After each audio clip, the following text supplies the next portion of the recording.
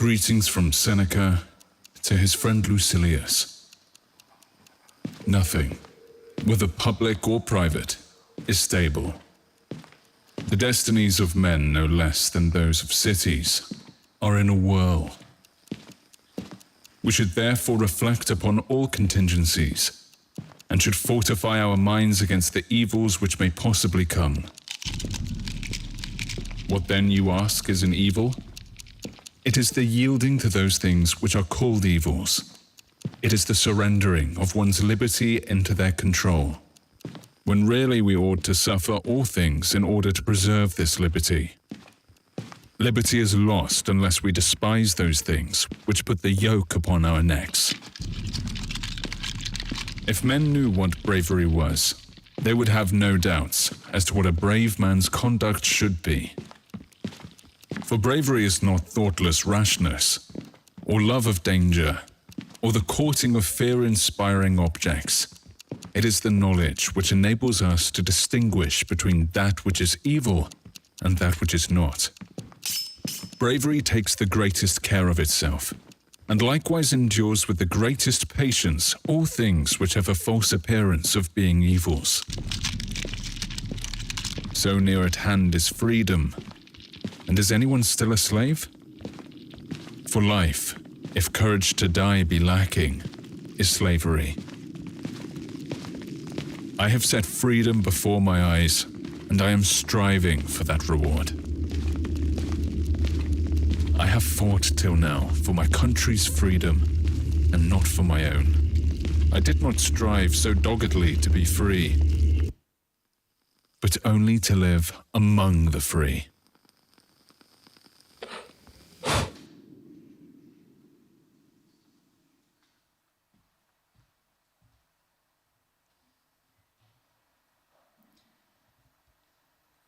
Dear ladies and gentlemen, my name is Oля Mirovich.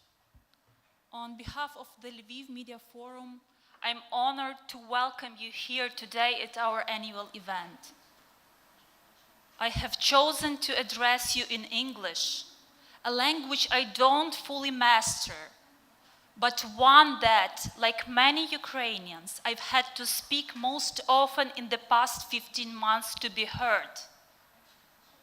It's been more than a year since the Russian full-scale invasion. And the fact that we gathered here in Lviv today signifies two things.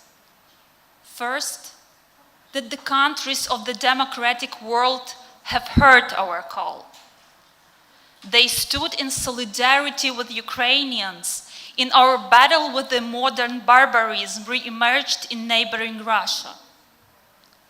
The totalitarian ideology pervaded its society and political system has already received an officially recognized term, racism. Second, it highlights the fact that the world's largest group of the human rights defenders, the Ukrainian armed forces, stood up for democratic values and resisted. Almost 1 million men and women of all possible professions, journalists, marketers, IT specialists, teachers, writers, doctors, drivers, and builders, they stood up and resisted. The blood they shed on the battlefield draws this thin red line separating barbarism from its triumph on the European continent, respect for human rights from injustice, and life from death. Some of them are present here today. We are deeply grateful for your service. Some of them were supposed to be here with us today, but they are currently carrying out their duties in the military. We stay with them in our thoughts and wish they a safe return from the war as soon as possible.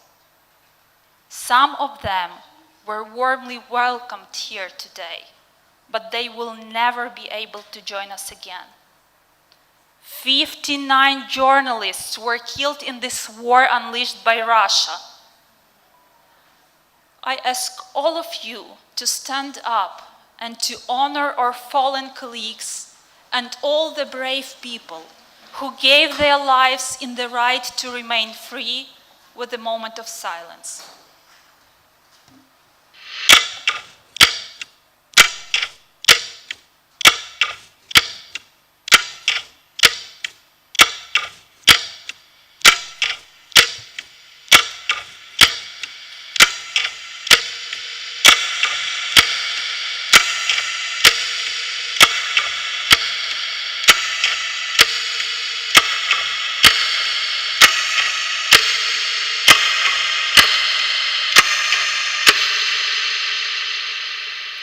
Thank you.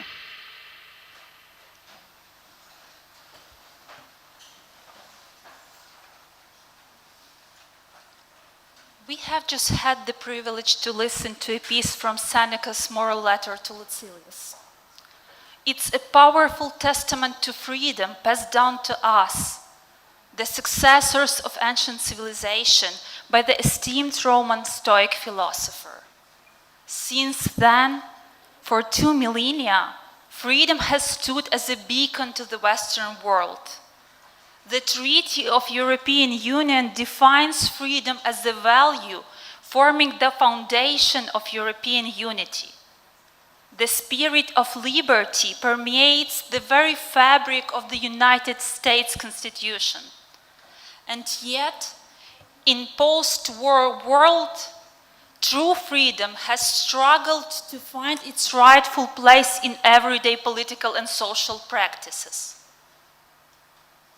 A few months ago, at a meeting with the representatives of a European organization dealing with the integration of Ukrainian refugees, I asked my foreign colleague a question that arose from my countless efforts to explain the choices made by the Ukrainian society.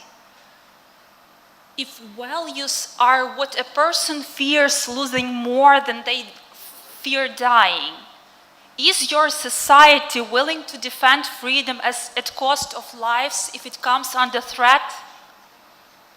No, it isn't. Then what do you value instead? We strive for prosperity. Prosperity is our religion.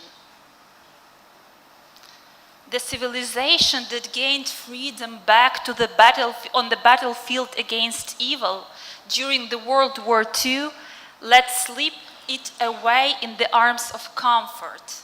However, prosperity is unable to defend itself. In a blackout, your MacBook might last less than a day, but it won't have access to Wi-Fi. It's impossible to order pizza while staying in a city under siege. The words freedom and peace hold different meanings for those who have fought and sacrificed for them, and those who have inherited them. This helps explain the gaps in historical memory among politicians, intellectuals, and journalists who urge Ukrainians towards peace at any cost. The common truth is that peace is only possible as a triumph over evil, not a series of compromises with it. Otherwise, we would not live in peace. We would rest in it. Now has come the time of responsibility. Not a collective responsibility where we bear the burden of consequences from collective decisions, but a shared responsibility where we explore the duty to actively shape the group actions. Especially now, during the genocide upon Ukrainians committed by Russians, we totally reject any justifications for moral relativism and inertia, because they are a choice of irresponsibility. Furthermore, we consider it a professional duty of the media and human rights community to restore justice by holding accountable those who have poisoned societies with disinformation and propaganda for years, preparing the basis for this crime. Sustainable peace can only be achieved by infusing it with true values, and putting the full responsibility for it on our shoulders. We believe that history will acknowledge our efforts. On the 24th of February 2022, at 10 o'clock in the morning, our team gathered in the office to ensure that everyone comprehended their role within the new circumstances. As the meeting drew to a close, one of my colleagues mustered her courage to voice her concerns. "Tell me, will we still be working from the office?" she inquired. Without hesitation, I replied, "Yes, we will." She paused for a moment and asked, "But if a rocket strikes the bus I take to work?"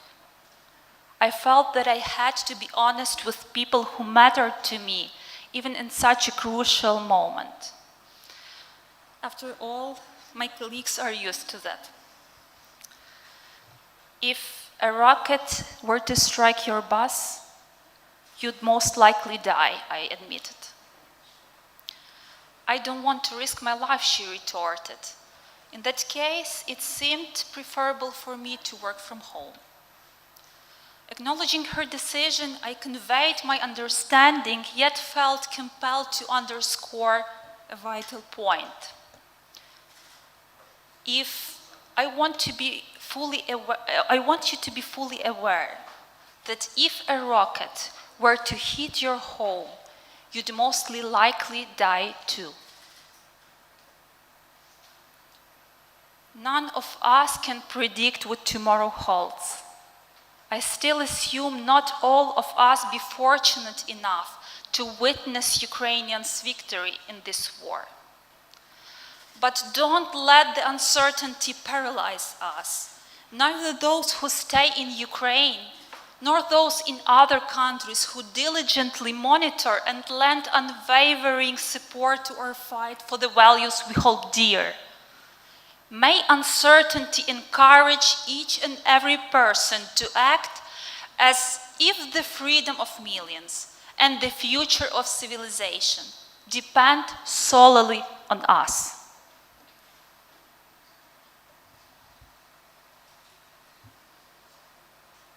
Thank you.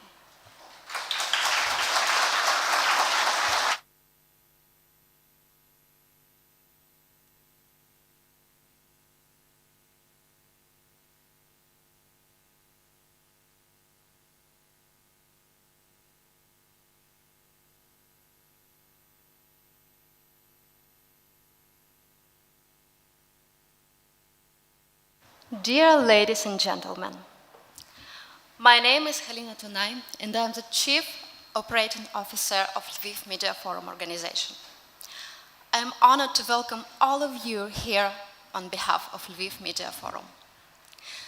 10 years ago, Lviv Media Forum started with the will to be a full-fledged part of the global community. From being the heart of darkness in the midst of Europe, we aim to become a point of mutual interest and dialogue for media professionals and public intellectuals from around the world.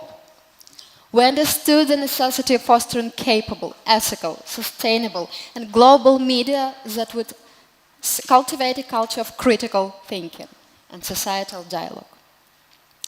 Since 2013, our mission hasn't changed. We have only reaffirmed its truth. Today, we are developing the Analytical Center for Communication Research Network to produce data-driven solutions and study narratives that pose threats to the democratic values. We conduct sustainable media development programs to ensure that Ukrainian media won't only survive, but will grow as a full-fledged part of the global democratic community. We are developing the Choven publishing house, which fosters intellectual discourse around key humanitarian works of the 20th and 21st century. We are building platforms for the international dialogue and networking, including media camps, residences, and ultimately the LMF conference that has brought us up together today. This year we have gone beyond our usual format because we can no longer solely focus on talking to and about the media. The challenges and threats to the very existence of the democratic civilization require us to think holistically and seek asymmetrical responses. We must create space for dialogue where it is safe to discuss painful issues, openly address differences and misunderstandings, produce ideas that can translate into direct actions and policies capable to defending freedom and peace.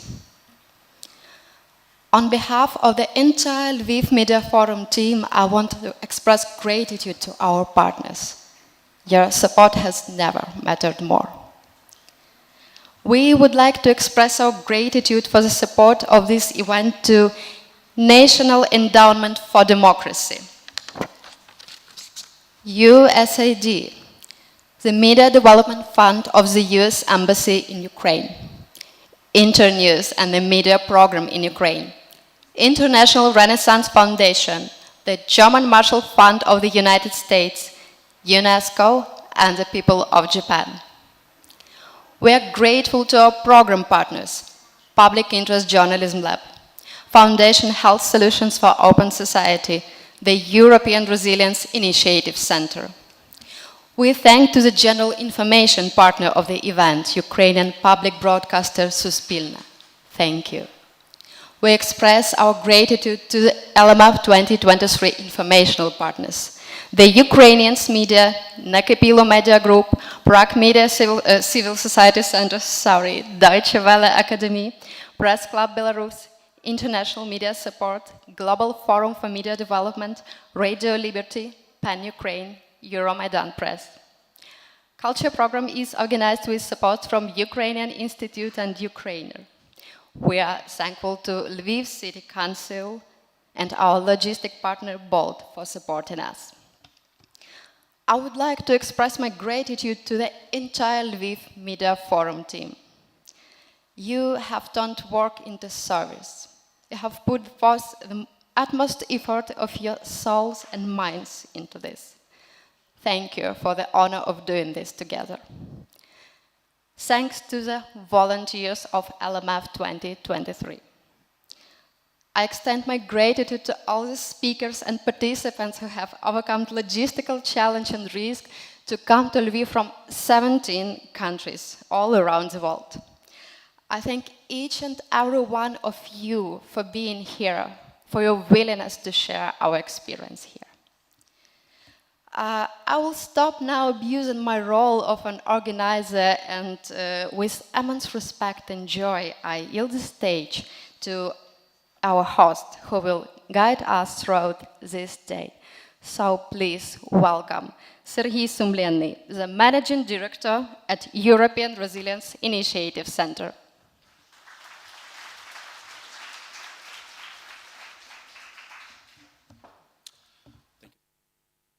Oops, works. Yeah. Thank you so much. Thank you, dear Halina. Thank you, organizers of this amazing forum. It's a great honor and great happiness to stay here and to greet you. And although the whole presentation and whole discussions will be in English, I want to say two words, the very important words in Ukrainian, and that is Slava Ukraini. You know, like now I will go to the organizational things because all the programmatic things partly have been told by Olga and by Halina, and they will be definitely told later. But as you are so numerous here, and you came here under very terrible conditions of the ongoing full-scale invasion by Russia. You need to know like some rules, especially those of you who came to Ukraine after a long pause and have not visited Ukraine for a longer time. And it's important to know that, first of all, this area where we are sitting now, it's an air shelter. So if you have an app on your iPhone or Android-based smartphone, any other smartphone which tells you air raid siren, warning, proceed to shelter immediately, you are already in the shelter. You are safe here. So don't leave this room. You are safe and sound here. Then this event, this Lviv Media Forum, comes after 2 years pause. And actually it should have been the 10th Lviv Media Forum, the anniversary one. But now we have the 9th because of the obvious events. And this is amazing that it takes place also in a real format. So don't forget to follow it on social networks. Don't forget to share your impressions, to use hashtag LMF 2023 to inform your friends what they're doing here, etc. You may follow us also online and of course in the real life here. And we encourage you to share your thoughts and ideas, and if you have any questions, you may raise your hand during the discussion. You may ask your question. Also, if you follow this event online, you may ask the questions online. So this will be a maximum inclusive event where all the participants can participate. The working language is English, but of course, if you want to ask your question in Ukrainian, feel free to do so. You have translators who will translate your question, and if you have not got your translating device like your headphone, please do so, because this event will be translated between Ukrainian and English. If you need the translating device, ask volunteers where to get them. The volunteers are maybe the most important persons here in this room because they will help you if you need any support. You may recognize them on their red t-shirts. Feel free to ask them. Thank you so much for you making this event possible.